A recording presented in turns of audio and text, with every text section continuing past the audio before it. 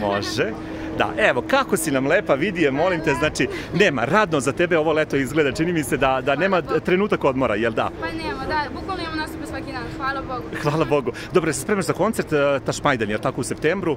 A ne, to je bila dezinformacija. A dezinformacija? Da, stvarno? nažalost, ali bit će, ja se nadam uskoro kada ja tu budem smatrala da je vreme za prvi solistički koncert, tada ću da organizujem nešto veliko i eto.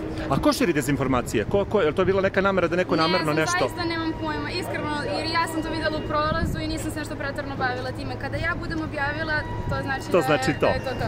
Da, reci mi samo, molim te jednu stvar, kako si zadovoljna duetom Muškarčina od Vojaža i Cece, da li ti se dopada i da li izvodiš uopšte na nastupima to? Nimo što ja da budem zadovoljna, nije moja pesma.